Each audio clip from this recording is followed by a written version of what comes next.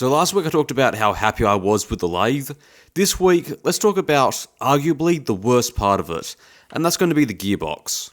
Look, as I've said on many occasions, I bought this lathe specifically because it had this gearbox, rather than a DC motor, which most lathes of this size are going to come with. And the biggest advantage of having a gearbox is simply...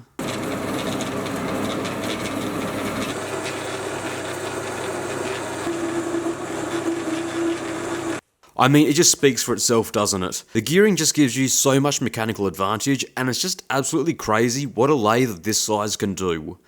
Although on the flip side, I really don't have to tell you about the big issue because, I mean, you probably heard it.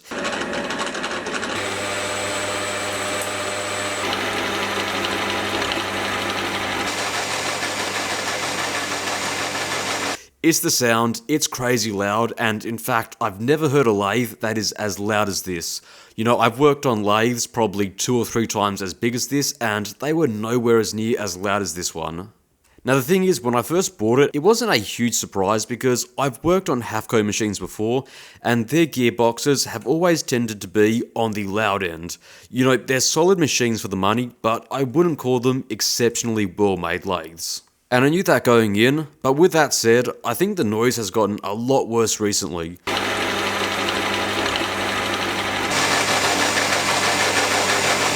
And unfortunately that might mean pulling the lathe apart and seeing what exactly is the issue. And between you and me, this feels like it's going to be one of those absolute nightmare projects. You know that gut feeling I'm talking about, when you think, you know, something is going to go wrong. And thankfully, at least for me, today is not that day. I don't have a few days to pull apart the lathe and get it back together. But what I want to do here, or at least the initial plan, is just to get the top off, do a quick visual inspection, and get the oil flushed and replaced. I just want to at least verify that at least visually, everything is in the correct working order. So first things first is going to be to drain the headstock of the gearbox, and this time round, I'm going to do it a bit differently to last time. Because getting the oil pan under the lathe is practically impossible because they put the oil port pretty much on top of the motor, so you can't actually get the oil pan in. Thankfully I've worked out a bit of a workaround with some PVC pipe.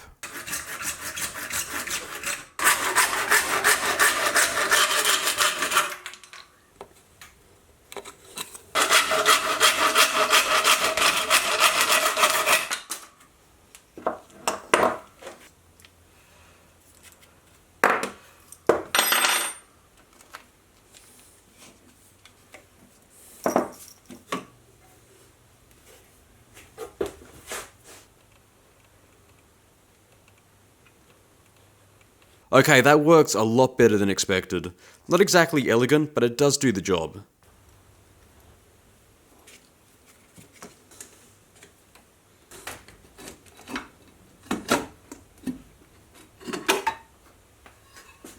And that is the gearbox, and thankfully, at least visually, it looks to be about the same as it looked the last time that I had the top off. You know, there's no signs that anything has gone majorly wrong.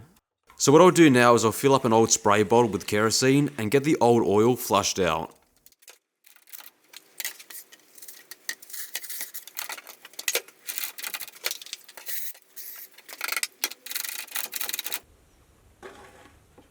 And believe it or not, this looks a lot better than the last flush that I did. But unfortunately, we're still getting a lot of grit and grime that's coming out in the flush.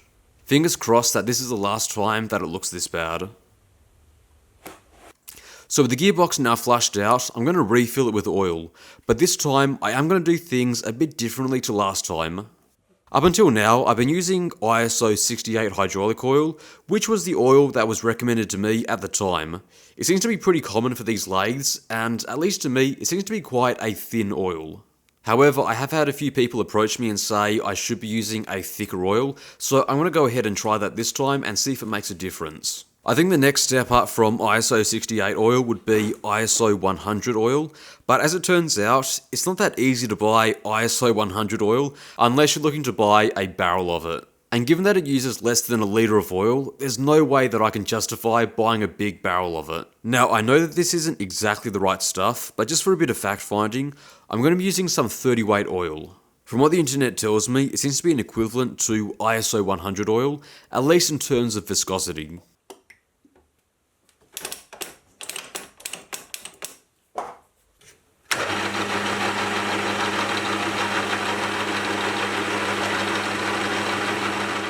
Well, I don't know about you, but I think that sounds a little bit better.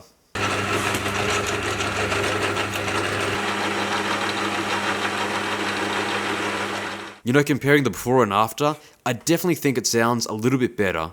You know, it's not perfect, but it is definitely getting somewhere. Now, obviously, I wasn't just going to leave it there. You know, I definitely can go a little bit thicker.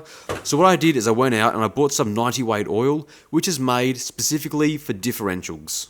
Now, this stuff should be thicker than the 30 weight oil that I was using before, but unfortunately, I can't find any exact info on the viscosity of this oil. Now, at least from what I found, on the low end, this should be somewhat comparable to a 150 ISO oil. And at least for what it's worth, even though it's not the correct oil for the job, I think being diff oil, it might be at least okay to use for a little bit. Given that differentials and this type of gearbox, you know, they don't rely on oil filters, so I think at least some of the oil characteristics might be able to match up. I've also given it a bit more oil than is what is normally recommended. I was told a while back that the amount of oil that they recommend that you put in isn't exactly enough, so I've added a little bit more than what I'd normally add.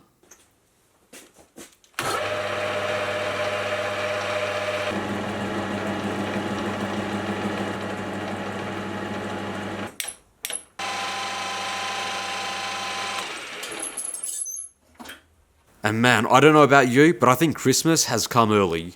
You know, that is just night and day compared to what it sounded like before and what it sounds like now. It still sounds a little bit ugly, but even still, I was not expecting it to sound that good. It's a lot quieter and it doesn't rattle around as much. At least in my book, I'll count that as a win. Obviously though, I'm still going to pull it apart one day just to replace the bearings and see if there's anything else wrong. But at least for now, I'm pretty happy with that result. I don't know, I just wasn't expecting a simple oil replacement to be that good. And between you and me, I was 50-50 on whether I was going to change the type of oil that I was going to put in this lathe. So I'm very thankful that I did. So there you go. As it turns out, the manual was way off in what oil that it recommended. The only question now is, can I get some ISO 150 oil that's in, say, a 5 litre jug? That's going to be the real challenge. Also, to anyone who was wondering, that squeaking sound isn't coming from the gearbox, that's actually coming from the AC motor bearing. At least I think. Sometime soon I'm going to have to pull that apart and probably replace it. You know, it's not a workshop if there isn't something that's always going wrong. But that's going to be a project for a later date. But at the moment, I do have a more pressing thing that I need to get done. And that's going to be to add a DRO to the tailstock. Yes, I know I said in the last video that having a dial on the tailstock is really useful, and it's something that I use all the time. But with that said, in the next few weeks, I'm going to be making a lot of these counterbore discs, but having a tailstock DRO, where I can set the depth every time, will let me quickly bore them all to depth and do it accurately. Now to do most of it, I'm going to be using a custom ground annular cutter, so I do need a DRO to very quickly do everything to an exact depth. Now initially the plan was to simply set up a stop on the bed so I could bring the tailstock to the same spot and then just drill to the same depth each time. But there simply isn't enough space to add one because I need to use the carriage too to do some facing and then some boring, and the tailstock simply doesn't have enough travel in the quill. So tailstock DRO it is. Now if you're an older subscriber, you might be thinking, well, haven't I done this before? And the answer is yes. I did do this a few years back on the mini lathe, and you know, it's an alright design, but I do think I can do things a bit better this time, given it's been 3 years and I'm 3 years older and hopefully a little bit wiser. Plus I know where I went right and wrong on the old design. Now one thing that won't change from the old design is going to be the scales. You know, you can buy dedicated linear scales for this job, but simply modifying a cheap digital caliper will do essentially the same thing. So the first thing I need to do is get this pulled apart.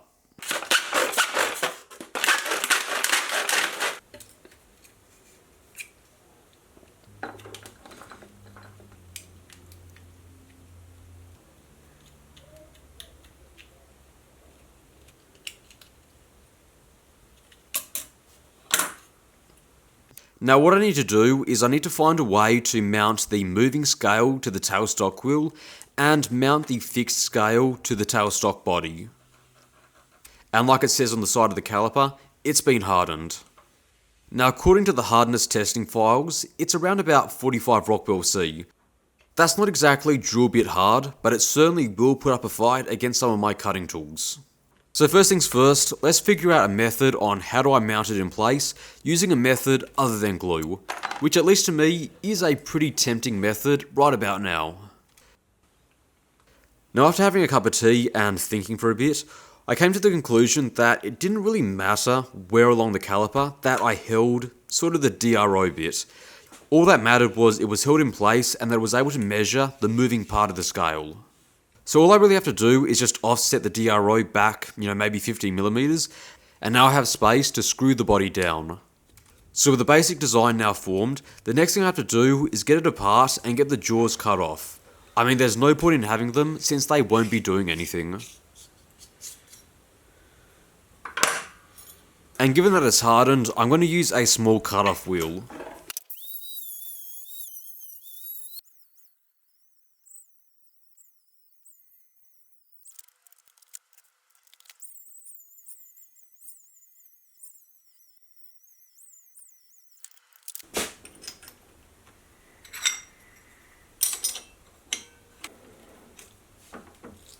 With that now done, I can now clean it up in the mill using a carbide end mill. Hardened steel is hard, but it's still no match for a carbide end mill.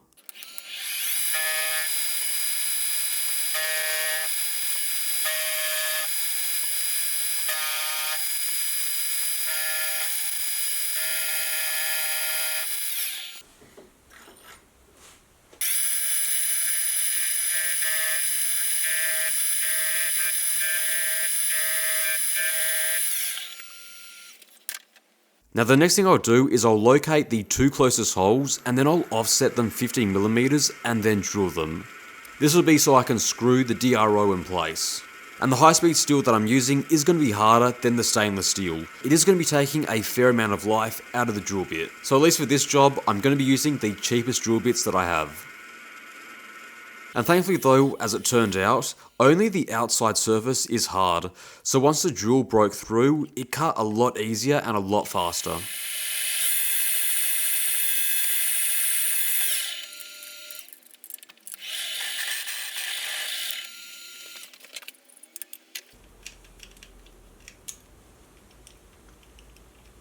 And thankfully the holes do line up.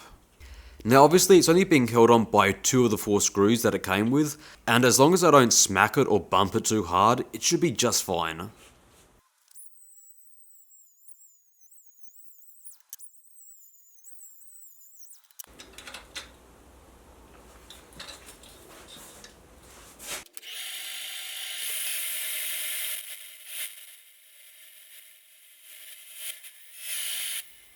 I now need to think about the fixture clamp that I can pop onto the quill and then clamp into place. Now the last time I made this, I simply made a ring to fit around the quill, which I then clamped into place using a screw. And from memory, I had to braze 1 or 2 of the parts into place. I mean, yes, it did look pretty nice, but I can't weld aluminium at the moment, and the brazing rods, well, they only work about 50% of the time. So the design that I'm going to go with this time won't be as elegant, but it's going to be far more straightforward and a lot easier to make. So I'll start off with some aluminium bar, which I'll cut down and then clean up.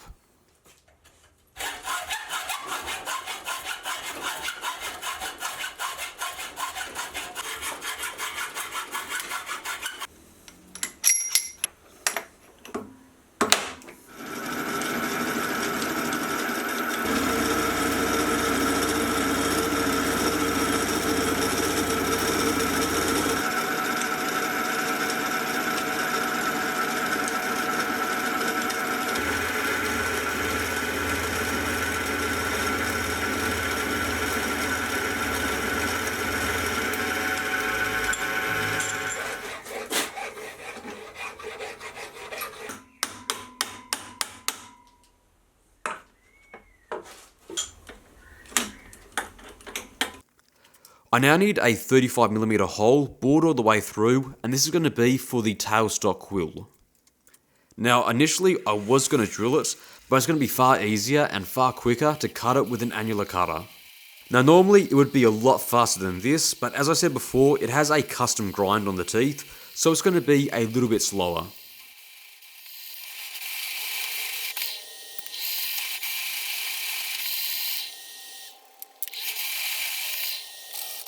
Now the cutter here is only 25mm and it's my largest annular cutter, so I'll now switch over to the boring head and then I'll take it to just over 35mm.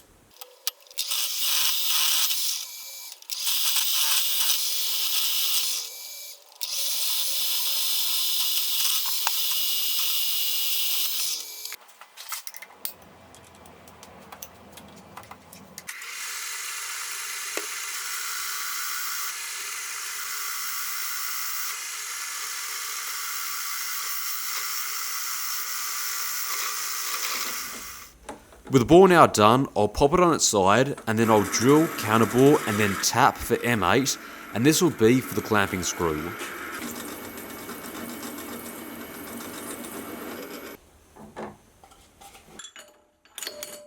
I'll now switch over to a slitting saw and then I'll cut a section of material out so that I can use it as a clamp.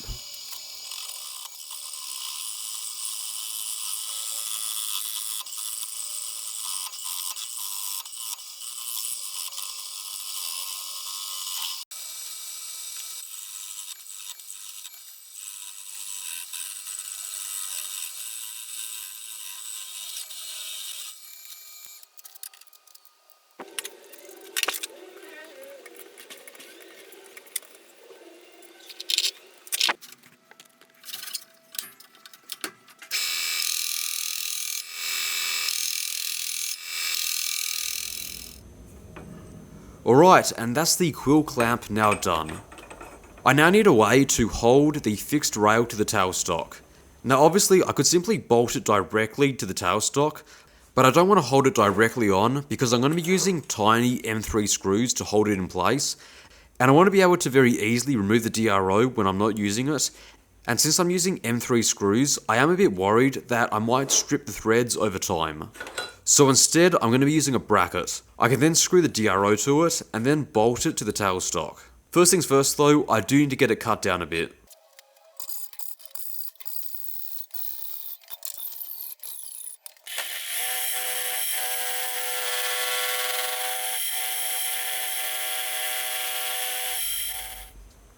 I also need a slot so it's not resting on the oiler port.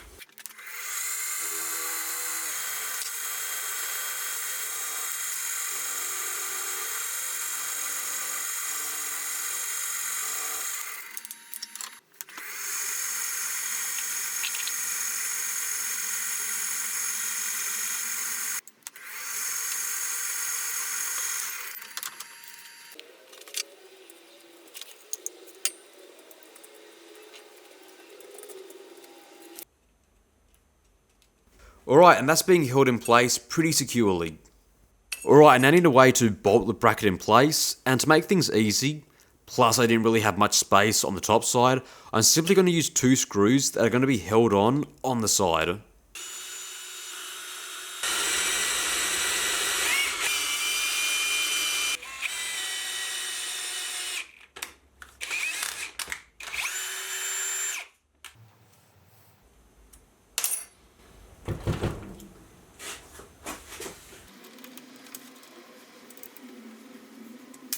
Alright, things are feeling pretty good so far.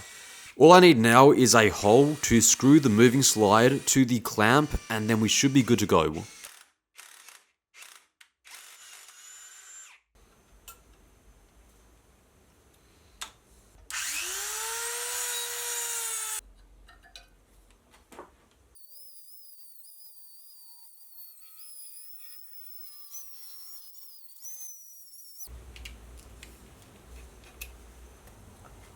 Alright, and there you go. That is Tailstock DRO 2.0. All in all, that took about an afternoon's worth of work, and I'm pretty happy with it. Maybe it's not as nice to look at as version 1, but trust me, it is a lot tougher, and it's far easier to remove when I don't need it. Which at least for me is going to be most of the time. But in the times that I do need it, I'm going to be very happy that I do have it. Now if you're wondering why the bracket is pushed forward a little bit, that's simply because the bracket was a little bit too thick and it needed to be pushed a little bit forward so that the tool could self-eject. It's a bit ugly, but it is what it is. And alright, that's about it for this week. I'm really chuffed about the gearbox. I was really worried that it was going to be a big project that I'd have to do right about now. But at least at the moment, I think it is a bit of a stopgap measure, and I can wait till probably the new year until I really think about pulling it apart. And I'm also really happy about the DRO. It's definitely going to come in handy very soon. And that's about it for this video. Thank you very much for watching. In the next few weeks, I have some really big projects lined up, so I hope you'll enjoy those. But still, I hope you enjoyed this one as well. Till then, see you next time. Cheers.